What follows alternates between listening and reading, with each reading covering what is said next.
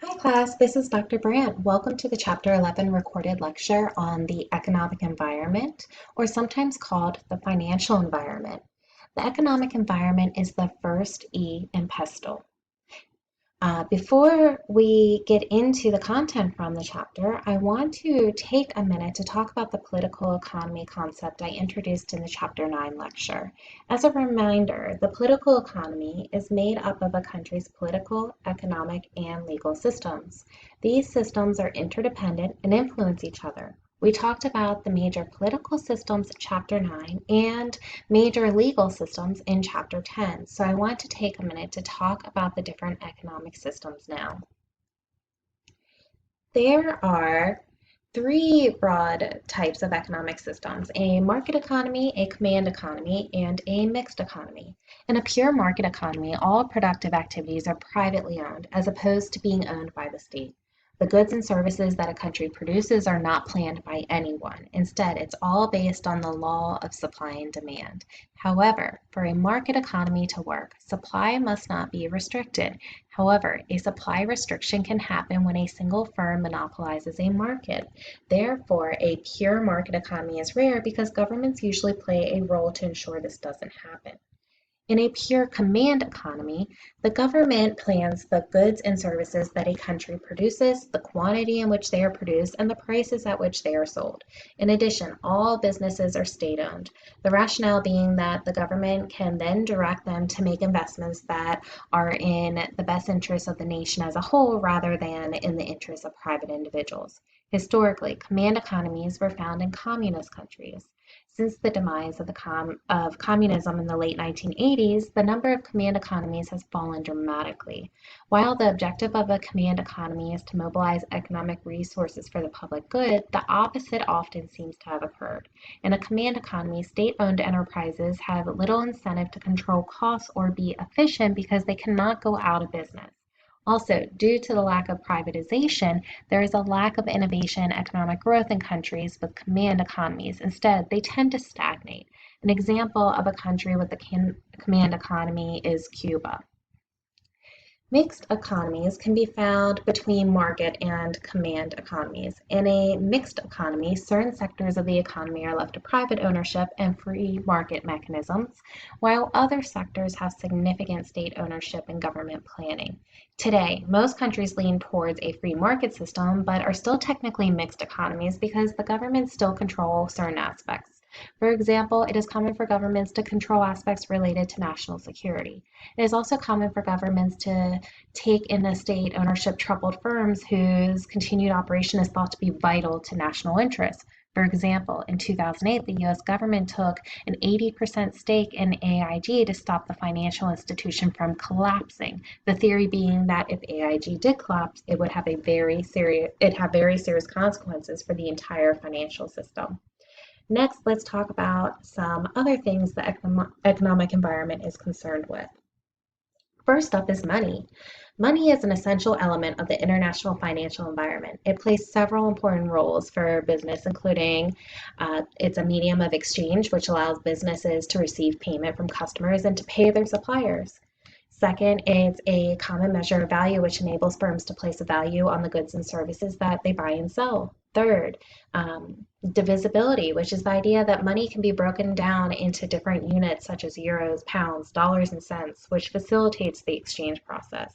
And fourth, it gives firms the ability to save and store wealth, which can be invested or used later. The number one important thing about money is confidence. Money is useless without confidence. The US dollar isn't even on the gold standard anymore. So if confidence went away, the global economy would be under threat because individuals and businesses would not be able to exchange money for goods and services. There's much debate about currencies and currency systems, which has only gotten more complex with the introduction of cryptocurrencies such as Bitcoin. Next is inflation and interest rates. Inflation is an increase in the overall price level of goods and services in an economy over a particular period of time, or as a reduction in the value of money. Inflation can be a threat to businesses. Inflation is typically seen under two conditions. First, when economies grow quickly and wages increase, citizens might not be willing to pay rising prices.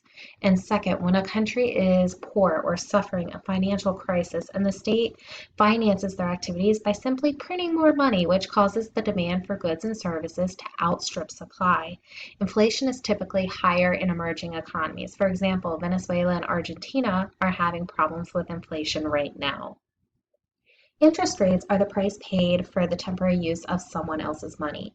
It's a cost to borrowers and income to lenders. When interest rates rise in a country, this increases the cost of borrowing to business and therefore is a threat to business. It also hurts consumer spending power, which also negatively impacts business. Often, interest rates are lower during times of crisis to help prop up the economy by encouraging business and consumer borrowing and spending. This happened to help recovery after the 2008 financial crisis. This is also evident in the COVID-19 pandemic, which forced interest rates to an all-time low. All right. Now we are going to talk about financial institutions. The functioning of the international economy is dependent on the effective operation of a variety of financial institutions, including the Bank for International Settlements, the International Monetary Fund, the World Bank, and the European Central Bank. The Bank for International Settlements fosters international monetary and financial cooperation and stability between 59 central banks plus the European Central Bank. It serves as the international central bank for many national central banks, including the US's Federal Reserve, the European Central Bank, and the Bank of China. It also deals with the central banks buying and selling foreign currencies and gold to help them manage their foreign currency and gold reserves. It also promotes international financial stability by monitoring the world financial system and advising on effective regulation. For example, it played a key role with new regulations in the aftermath of the 2008 global crisis to help prevent another event like that. The International Monetary Fund has 189 member countries and works to preserve international financial stability and avoid financial crises.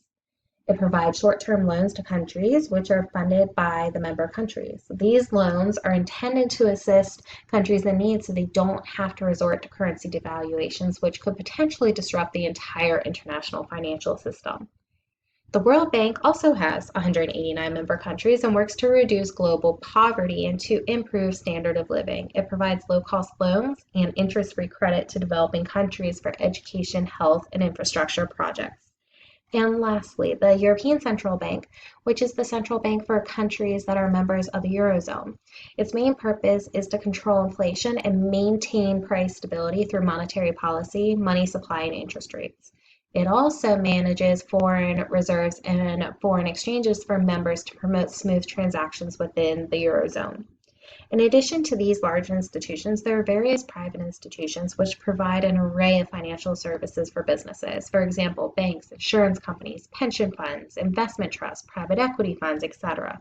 All these institutions provide important functions for business, including mobilizing savings and providing credit, payment facilities, reconciling liquidity and long-term finance needs, and spreading risk. Financial institutions operate through markets. Markets are mechanisms for bringing together borrowers and lenders and buyers and sellers of financial products. There are a variety of markets, including the primary market, which issues new bonds and shares to raise money, the secondary market, which enables shareholders to buy and sell existing shares on the stock exchange, money markets, which enable organizations to borrow and lend short term, and the foreign exchange market, or Forex market for short, which facilitates trade when more than one currency is involved. Geographically, the major world markets are New York, London, Tokyo, Chicago, Frankfurt, Singapore, and Hong Kong. Simply put, all right, let's move into financial crises. So simply put, a financial crisis is a bubble. The economy seems strong and prices increase, which spurs investor enthusiasm and contagion, and more people invest. So speculation is involved here. However, at some point, the market reaches a tipping point, which leads to panic selling, and it falls dramatically. We saw this happen during the Southeast Asian crisis in the late 1990s. And the Great Recession in 2007 and 2008, and recently with the COVID-19 pandemic. So while each crisis has been unique, it's resulted in increased regulation by financial markets by governments and institutions. The goal of regulation is to prevent future crises and maintain financial stability. Regulatory systems can vary considerably from country to country. Therefore, it is important for firms to understand the regulations of where they do business. While regulations can be a threat due to intense scrutiny and constraints imposed on businesses, they can also be a good thing because they provide stability. Regardless, there are many regulatory challenges. Furthermore, some critics argue they are too cumbersome and hurt business, while others argue they are inadequate and that there needs to be even more regulation.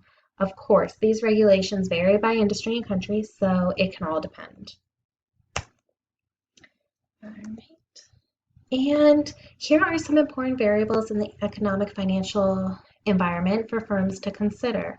Type of economic system, interest rates, inflation, uh, exchange rates, economic stability, regulations, forex reserves, GDP, degree of economic integration, consumer confidence, a country's trade balance, country's balance of payments, economic growth, institution membership, economic alliances, currency manipulation, disposable income, and unemployment rates. Of course, once again, there are other variables too, and the economic variables a firm should pay close attention to in the economic environment depends on the country and industry of interest.